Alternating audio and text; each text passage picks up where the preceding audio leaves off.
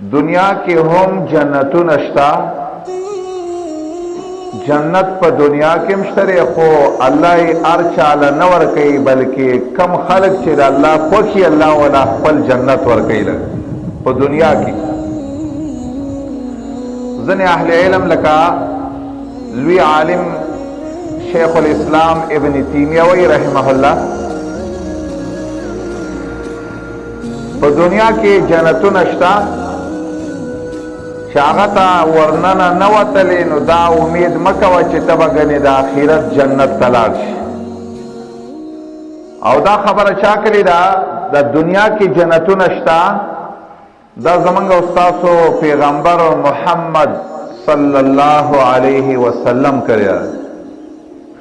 په دنیا کې جنت کمی، په دنیا کې نبی صلی الله علیه وسلم یو څو جنتونه دي. د ټولو نه اول داسې د الله د ذکر، د الله د دین، د الله د کتاب یو مجلس وي، او خلق پکې دغسې راجمع شي، او یو کس ورته د الله کتاب وي او دا نورو ته غوږ کېږدي، داسې مجلس ته په دنیا کې د جنت باغچه وي. اوس خبره دا ده د جنت په باغچه کې مسلمان خوشاله که خفه؟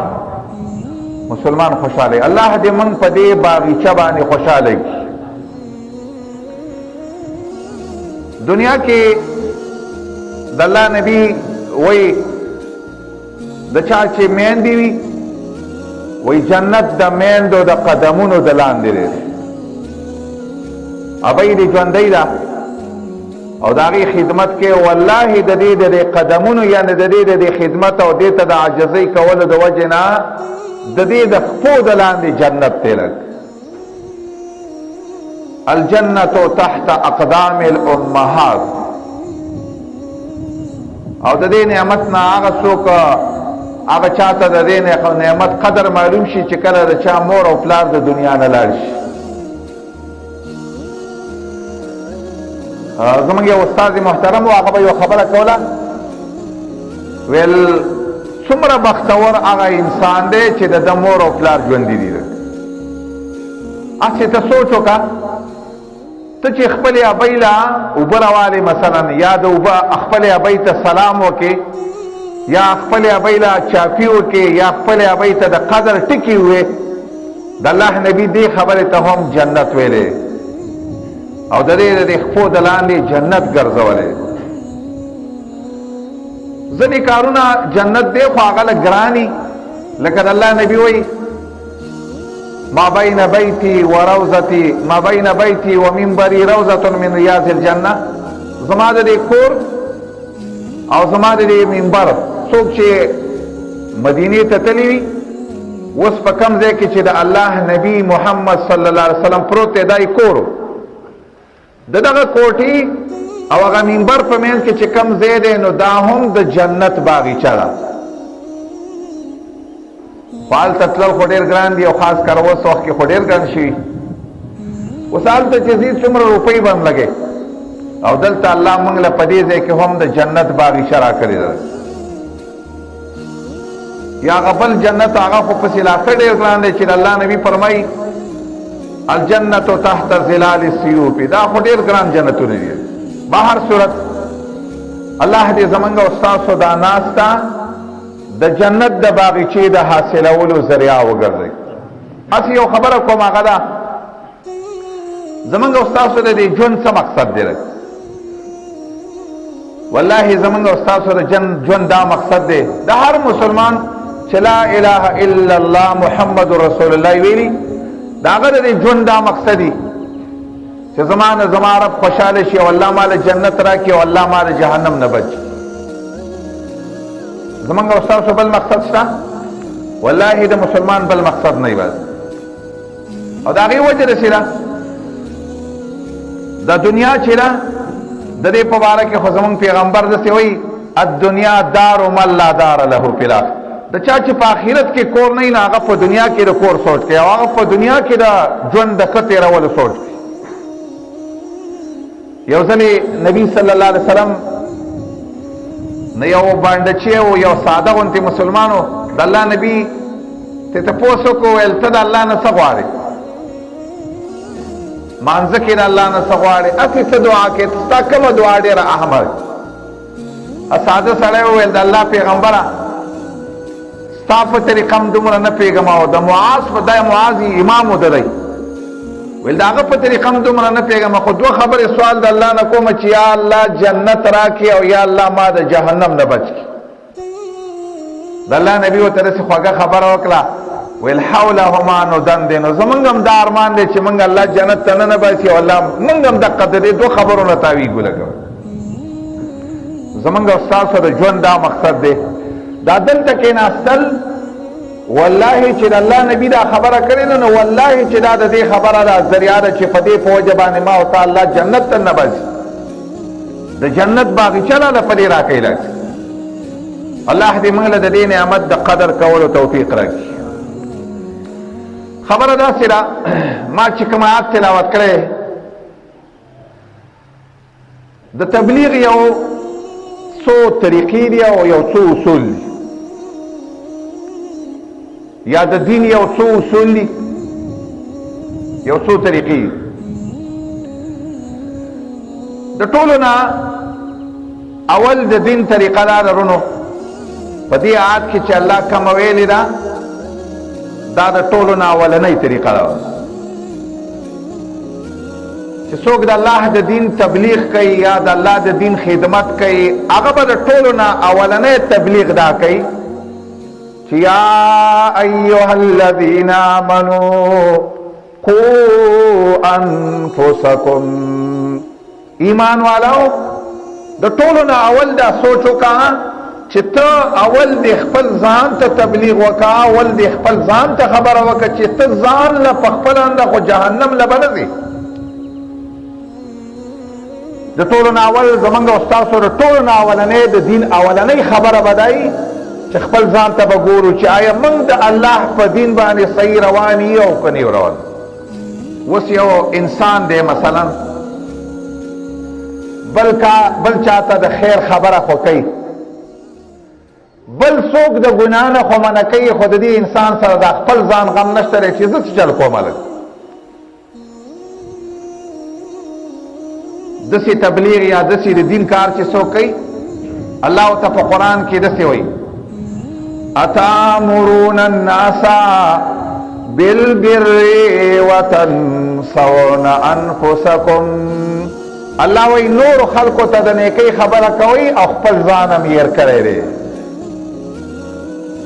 بل چاته چې یو سړی د دین خبره کوي او په خپله پې عمل نه دا کار د یهودو کارو او د الله نبي یو خبره کړې ده ډېره سخته خبره ده د الله نبي وایي کله چې زه د معراج په شپه باندې بره وختلمه زموږ د مسلمانانو دا عقیده ده چې د الله نبي په یوه شپه کې بیت المقدس ته هم تړی او د الله نبي په یوه شپه کې د 7 اسمانونو نه بره ختلی و خو بره جنت هم لیدلی او بره جهنم هم لیدلی او بره دومره ناشنا خبرې چې الله په قرآن کې داسې وایي لقد رأى من آیات ربه الکبرى ډېرې غټې خبرې لیدلې یوه خبره د الله نبي دا اورېدلې وه دا یې لیدلې وه د الله نبي وایي یو ځای کې جهنم کې مې څه کسان ولیدل هغه کسان چې وو تقرضو شفاهم بمقارض من نار دا غي دا شونډې د اور په کینچیانو باندې پرې کېدی شي وایي ما د جبریل نه تپوس وکړو چې من هؤلاء دا خلک څوک دی چې دا د اور په کینچیانو غول الله د ژبې پرې کوي لږ دا شونډې ولا پرې کوي وایي ما ته جبریل ویلې هؤلاء خطباء امتك الذين يقولون ما لا يفعلون دا استاد امت هغه خلق دی هغه تقریر والا دي هغه خطیبان دي هغه بیان والا دي هغه تبلیغ والا دي چې خبره به کوله او په خپل نه به عمل نه کوله مسلمانانو دا ټکی چې الله ویلی دی دای کافر ته نه دی ویلی، مؤمن ته وایي. مؤمنه چې دعوه د ایمان کې د ټولو نه اول سوچ وکړه چې دا خپل ستا دا بدن خو به د جهنم لایق نه لګ. ځکه قرآن کې دې خبرې باندې ډېر زور دی. دې خبره باندې شعیب علیه السلام هم ویلي وو. مؤمنانو ته الله وایي مؤمنانو د ټولو نه اول د خپل یو آیت کې داسې وایي یا ایها الذین آمنوا علیکم انفسکم لا یضرکم من ضل اذا اهتدیتم. اے مؤمنانو د خپل ځان سوچ د ټولو نه اول وکړه چې ته په دین روان یې او که نه روان. اوس یو خبره کومه، دې خبرې ته لږ سوچ وکړئ لږ، چې کومه خبره د الله نبي وکړي په هغه کې دروغ راتلی شي؟ نشي راتلی.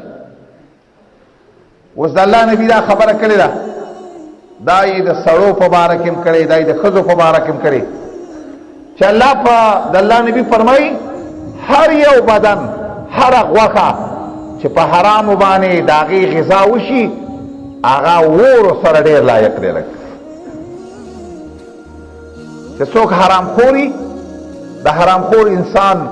دا د ده دا بدن به په اور الله خامخا سوځي. لږ کل لحم غذي بالحرام فالنار اولا بها. وورو سره ډېر لایق دی. اسی خبره کوم موږ د حرامو نه څومره ځان بچ کوو، اسی سوچ کول غواړي. والله د حرامو نه بچ کېدل غواړي زمونږ دا داسې وخت دی، دا اوس وخت دا ځینې خبرې به داسې وي نو چې هغه به داسې وي چې مثلا زه بیا دا ډېر زیات وامه که ته امین وه او که دې ونه وه دا مسله ده. که دا په مانځه کې څوک د سره امین د سره هم نه وایي والله مونځ یې کېږي. او پټ ویل او په زوره ویل دا دواړه د نبي طریقې دي چې چاته کومه خوښه یې الله دې وله جنت ورکړي. خو داسې نه ده چې ګنې تا که پټ وه جهنم نه به لاړ شي او که ما په زوره وه زه به دې کې خبره نه ده. خو په دې کې خبره داسې ده چې حرام دې وخوړل نو ته به جهنم له خامخا ځې لږ، مګر کو الله د باندې رحم وکړو هغه ځان له خبره. اوس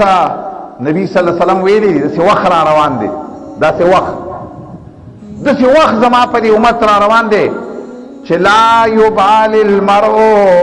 ما کلام امن الحرام ام من الحلال. چې څوک کومه خوري نو دا پروا به نه کوي چې دا زه حلاله خورم او که دا زه حرامه خورم. صرف مخې ته قرته ډوډۍ خوا ږده مخې ته، صرف یو نوڼۍ قرته مخې ته ږده. هسې خبره ته دیات ته اول ځان ته تبلیغ کو، لږ ځان ته لږ سوچ کو چې الله خو موږ ته داسې وایي د نور چا سوچ به هم کوو، دا زموږ ذمواري ده. خو د ټولو نه اوله خبره د تبلیغ سره ځان ته لږ وګورئ، ځان ته چې تاسو په دین څومره روان، زه په دین څومره روان یم. داسې وخت الله نبي وایي خلکو به د دې پروا د سره نه ساتي چې زه حلاله خورم که زه حرامه خورم. زمونږ په دې دور کې سودونه ښه آزاد کېږي که تاسو فکر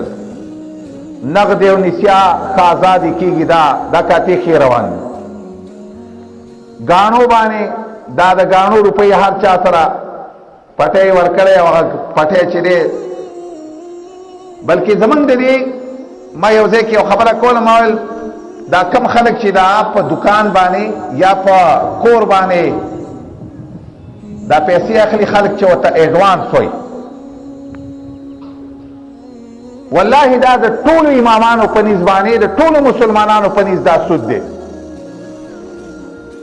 تاسو انات کې لاړ شئ چې کم چا سره پردې دکان په کرایي باندې ورسره تاسو ته به داسې دکان نه معلوم چې هغه د چا په غیر د ایډوانس نه په کرایي باندې اخیستی. نو څنګه حرام نه خورو؟ زه داسې ووایي داسې پکې څوک دی چې هغه زه به داسې کم یو عالم دی یا کم یو حاجي دی یا کم تبلیغي دی چې هغه به خپلې خور له میراث ورکړی دی.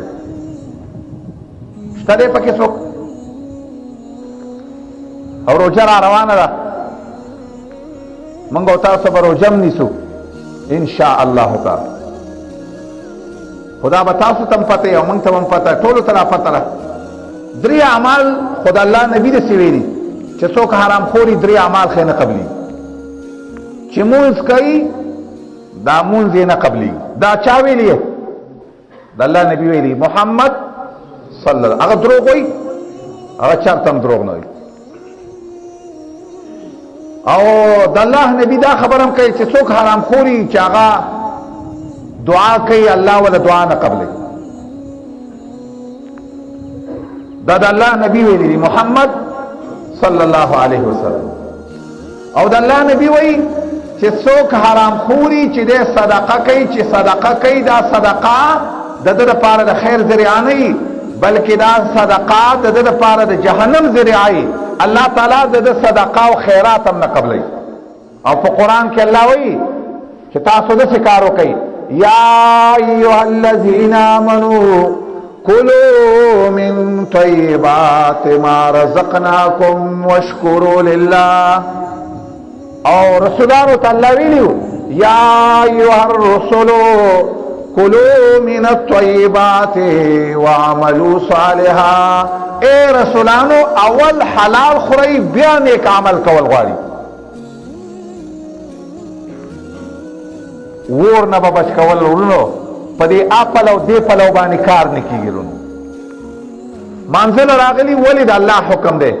د دې حرام او ځان بچ کول دا هم د الله حکم دی او خبره یوازې دا خبره نه ورونو په دې آیت کې یو خبره کوي وسه دویم تبلیغ داري دویم واهلیکم خپل خزي ته دی وګوره چې ستا ښځه د الله په دین روانه ده که نه ده روانه ده